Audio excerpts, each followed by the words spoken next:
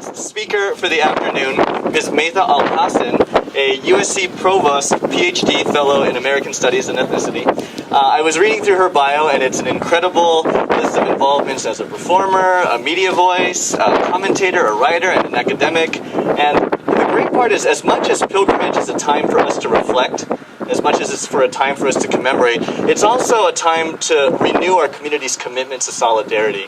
And Bruce was telling me that Maytha, and I remember this as well, we heard her speak at Day of Remembrance. It was an incredible speech, so we said, you know what, we need to have her come to the pilgrimage. And so, if you can join me in welcoming Maytha Alhassen.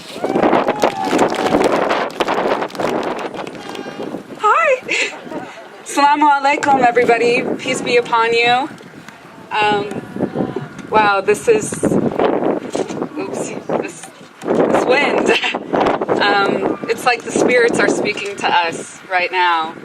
I'm just kind of still moved by the poem, just thinking about how the earth remembers the generous tears of children. That's okay, I don't know if I need that one.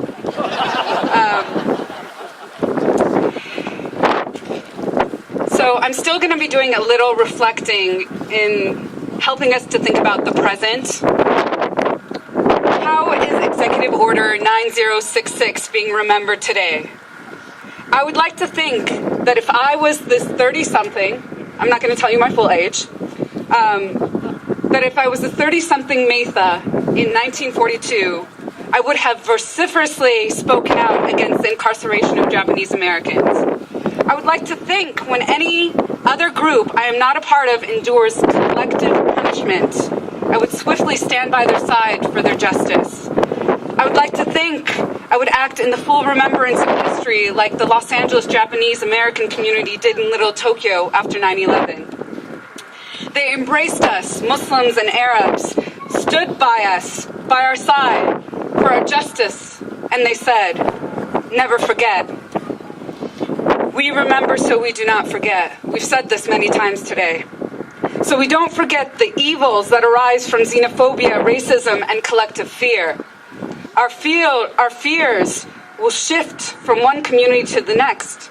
It doesn't end with eliminating xenophobia, discrimination, prejudice, and racism towards Muslims, or the Arab community, or even the Japanese American community. We must shout never again for every community, especially those that are most vulnerable among us.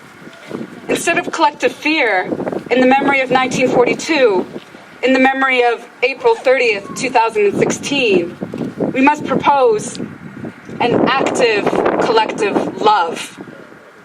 My father, who is here today, some of you have met him, is extremely proud. This is the first time he comes to see me speak, by the way. So this is a big event for him.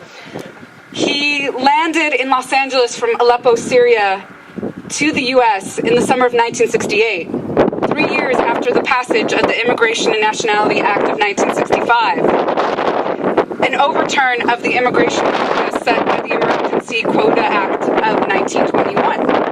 Black Americans sacrificing their lives to dismantle Jim Crow legislation is the reason why immigrants like my father, a Syrian American, could enter the U.S. and begin a path towards naturalization. I'm a product of these monumental policy changes initiated by the liberalizing effect of passing these civil rights bills. A doctoral student teaching American children to think critically about transnational American studies, migration, our history. GOP frontrunner Donald Trump's anti-Muslim rhetoric and trumping up of hysteria around Syrian refugee asylum seekers speaks to larger issues of violence caused by the system of white supremacy. Wow, that wind is sure talking to us. A few months ago, my students watched a short film covering narratives from Heart Mountain, a relocation site that we've spoken about where Japanese Americans were incarcerated in Wyoming. We collectively stigmatize incarcerating Japanese Americans in camps during the remainder of World War II, as my students unequivocally did when they heard the stories of those incarcerated. But, as Bruce mentioned, Roanoke, Virginia Mayor David Boyers invoked Executive Order 9066, lauding FDR's foresight, as he called it, to justify his rationale for banning Syrian refugees from entering his city. no wonder that one of the first communities to express solidarity with Muslim communities in the US was the Japanese. World War II incarceration revealed that the strategy of embodying a model minority positionality could not insulate us from white supremacy's constantly changing racism. It was necessary to explicitly condemn xenophobia, racism, and anti-Muslim rhetoric. I never thought that US political officials would trigger national memories around incarceration to justify enacting similar xenophobic laws 7 decades later. Trump's call to ban Muslim migrants and travelers mirrors this era of racist restrictive immigration. Comes with bizarre historical irony that Trump would present fascist policy recommendations on the very day of the 74th anniversary of Pearl Harbor. Or maybe it wasn't just so ironic. Perhaps the declaration was strategically designed to stir xenophobic patriotism. Insightful speech has a history of putting already vulnerable populations at increased risk to more violence. It is no surprise that prior to the gruesome massacre at Charleston's Emmanuel African Methodist Episcopal Church, shooter Dylan Roof publicly engaged with the neo-Nazi website. This was the same site that responded to Trump's suggested ban as calling him their ultimate savior. And they lauded him.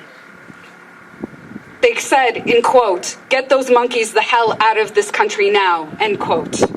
It is also no surprise to people in marginalized, vulnerable populations that white supremacists, by the federal government's count, carry out the most terrorist attacks on U.S. soil. Even Dallas Mayor Mike Rawlings acknowledged the phenomenon when he was asked to speak about the anxieties around Syrian refugees coming to the U.S. Quote, "I am more fearful of large gatherings of white men that come into schools, theaters, and shoot people up, but we don't isolate young white men on this issue," end quote. In a step to counter the rising tide of xenophobia, LA County Board of Supervisors, my hometown, voted to issue a letter to the county's congressional delegation and President Obama to welcome the resettlement of Syrian refugees fleeing violence and oppression.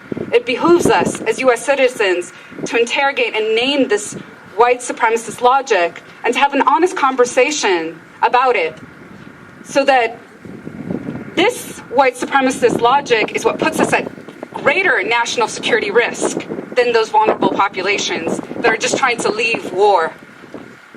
We must also ask, what is being done under the veil of terrorism?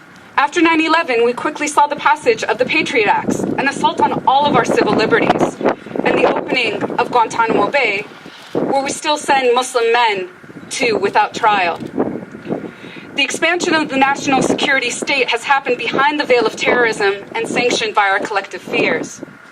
11 years ago, on the Day of Remembrance in 2005, third-generation Japanese-American Lillian Nakamo made the same link, quote, "When 9/11 happened, I mourned the innocent lives that were lost, but I began to identify and sympathize with the innocent Muslim Americans who immediately became victims of the same kind of stereotyping and scapegoating we faced 63 years ago.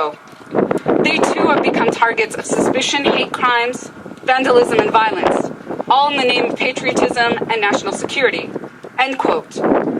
She continued on. "Today," she said, "there are renewed attacks on civil liberties in the name of terrorism, legislation such as Patriot Acts, and the government's willingness to arrest and charge innocent people contribute to the atmosphere that could lead to future internment camps," end quote. I have news for you. It's still happening today, in a different form.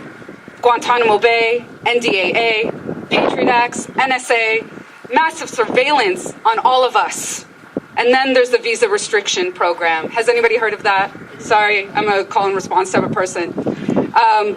So they actually passed a bill that prevents people who have dual citizenship or national origins from Syria, Sudan, Iran, Iraq, Yemen, Somalia from coming into the States, or anybody that's visited those places in the last 5 years, which is really crazy because if you're a journalist or a humanitarian and you went to go help, you can't come into our country without going through an extensive visa process.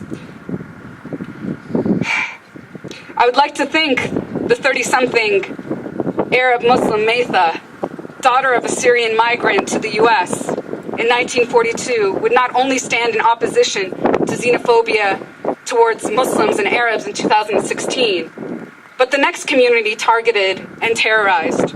And I would also like to think that we can come together in collective love, eradicating fear, and eliminate any possibility of a next time. We're beautiful when we struggle together. So let us rejoice in that beauty, and let us all embrace collective love over fear. Thank you so much. And thank you, Manzanar Committee, and thank you, Manzanar Historic Site. Really, really appreciate you having me here.